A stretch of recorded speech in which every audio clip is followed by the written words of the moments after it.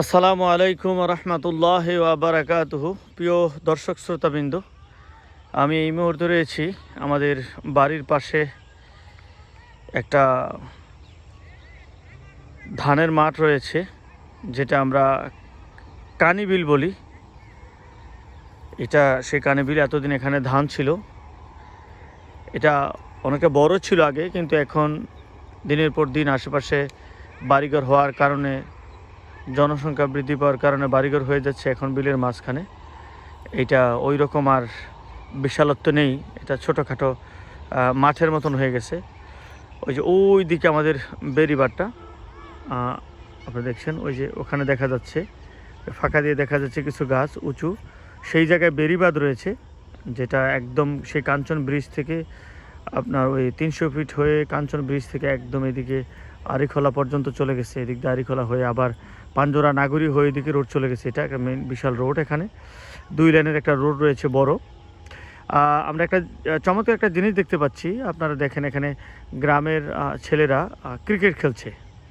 এই মাঠের মধ্যে গ্রামের ছেলেরা ক্রিকেট খেলছে। এটা আমার ছোটোবেলার স্মৃতিগুলো মনে করিয়ে দেয়। আমরা একসময় অনেক বেশি খেলাধুলা করতাম, ক্রিকেট, ফুটবল, দাঁড়িয়াবান্ধা, হাডুডু, বউচি, গোল্লা ছুট, এরকম অনেক ধরনের খেলা খেলতাম, যেগুলো এখন নেই বললেই চলে। এটা খুবই একটা ইতিবাচক দিক যে ছেলেরা খেলাধুলা করছে।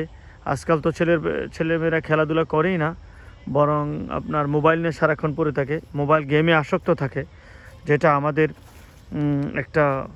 একটা জাতিকে, একটা প্রজন্মকে শেষ করে দিচ্ছে। এই মোবাইলের আসক্তি বিভৎসভাবে সেটা আমাদের দিকে ধেয়ে আসছে, ধ্বংস নিয়ে এই মোবাইলের আসক্তি, যেটা বলা বাহুল্য। আমরা আরেকটা চমৎকার জিনিস দেখতে পাচ্ছি এখানে, কিছু ছেলে, ছোট ছোট ছেলেরা এখানে আপনার আগুন পোহাচ্ছে। আপনারা দেখছেন এখানে, আমরা ইটের খোলা বা ইটের বাটা বলতাম ছোটোবেলা। আমরাও এরকম সন্ধ্যার আগ মুহূর্তে, ঠিক আসরের পরে ধানের ক্ষেতের মাঠ থেকে আমরা এরকম খড়কুটো একসাথে জমি, তুষ একসাথে করে এরকম আগুন লাগিয়ে আগুন পোহাতাম। অনেক রাত পর্যন্ত সে আগুন জ্বলতো অনেকগুলো। এখন তো খড়কুটা তেমন নেই, মানুষ জ্বালানির জন্য নিয়ে যায়। আমাদের সময় তখন জ্বালানির অভাব ছিল না, অনেক কিছু মাঠে পড়ে থাকতো, সেগুলো আমরা একত্রিত করে একসাথে করে, নাড়া থাকতো, সেগুলো আমরা বলতাম নাড়া। সেইগুলো আপনার একসাথে করে এরকম আগুন লাগিয়ে আগুন পোহাতাম।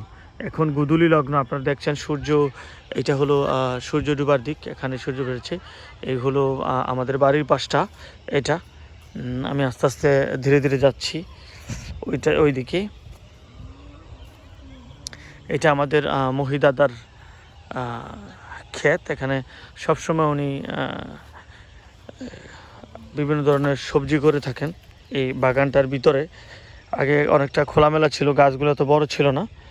উনি এখানে ফুলকপি, বাঁধাকপি, কাঁচামরিচ, টমেটো, বেগুন এগুলো করতেন, অনেক ধরনের ফসলাদি করতেন এখানে।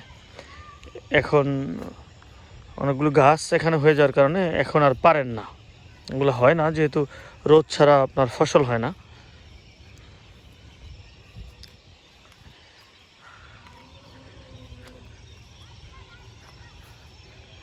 অনেক সুন্দর, খুবই চমৎকার একটা সময় এই গুদুলি লগ্ন। আপনারা পাখির কিচিরমিচির শুনছেন। আপনারা দেখছেন আমাদের এলাকাতে প্রচুর পাখি আসে, আকাশে অনেক পাখি উড়ছে। বিভিন্ন তাল গাছ, খেজুর গাছ, সুপারি গাছ, উঁচু উঁচু গাছগুলোতে অসংখ্য শালিক, কাক, চড়ুই পাখি, বিভিন্ন ধরনের পাখি, বক পাখি, ভাসদারে বিশেষ করে বক পাখি থাকে। এই পাখিগুলো আমাদের এলাকায়, বিভিন্ন এলাকা থেকে পাখি এসে আমাদের এলাকায় আপনার ওরা স্থান নেয়, রাত্রে যাপন করে এখানে আমাদের এলাকায়। এই আমাদের বাড়ি, আপনারা দেখছেন, এই আমাদের বাড়ি। খুবই সুন্দর আমাদের বাড়ি, একদম মাঠের পাশে, সবসময় টাটকা হাওয়া পাওয়া যায়, বিশেষ করে গরমের সময়। আমরা এই জায়গাটাতে এসে এখানে বিশ্রাম নিই, মাচা পাতা থাকে এই জায়গাটায় আমাদের, এই যে কর্নারে, এই যে গরমের সময় আমরা এখানে মাচা রাখি। এখানে মেহগনি গাছের ডালগুলো কেটে নিচে রাখা হয়েছে লাকড়ি বানানোর জন্য। এখানে একটা সবুজ মাঠ দেখতে পাচ্ছি আমরা, এগুলো হলো হেলেঞ্চা। আপনারা দেখছেন, এগুলো শাক হয়। এগুলো খুবই কি বলে এটাকে, এটা খুবই উপকারী একটি শাক, হেলেঞ্চা শাক। এগুলো সাধারণত কই মাছ, শিং মাছ দিয়ে ঝোল রান্না করে খাওয়া যায়। এছাড়া একটু তেল বাড়িয়ে সাদা ভাজি করে খাওয়া যায়। খুবই পুষ্টিকর এই শাক, হেলেঞ্চা শাক। এটা পথ্য বটে, রুগীদেরকে খাওয়ানো হয়। আমরা হেলেঞ্চা শাকের যে সামনে জায়গাটা ফুল দেখতে পাচ্ছি, আপনারা দেখছেন হেলেঞ্চা শাকের ফুলও দেখা যাচ্ছে।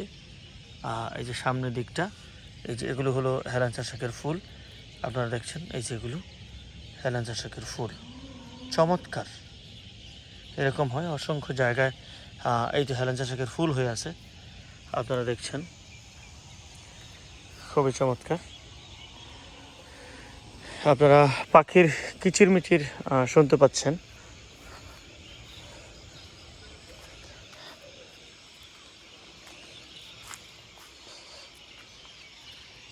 এটা আমাদের বাড়ি, আপনারা দেখছেন।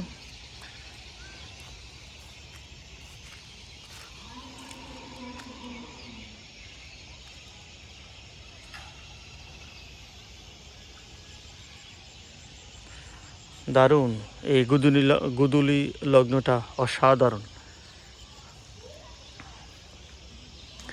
আমি বরাবরই প্রকৃতির সাথে কাটানো সময়গুলো আপনাদের সাথে শেয়ার করি। এই আমার দারাই চ্যানেলের মাধ্যমে আপনারা আমার চ্যানেলটাকে সাবস্ক্রাইব করবেন, লাইক এবং কমেন্টস করবেন দয়া করে। যদি আমার ভিডিওগুলো আপনাদের কাছে ভালো লাগে, আমাকে উৎসাহিত করবেন, প্রেরণা দিবেন। আজকের মতো এই ভিডিওটি এখানেই শেষ করছি। দেখা হবে পরবর্তী কোনো ভিডিওতে ইনশাআল্লাহ। ভালো থাকবেন, সুস্থ থাকবেন। আসসালামু আলাইকুম ওয়া রাহমাতুল্লাহি ওয়া বারাকাতুহু।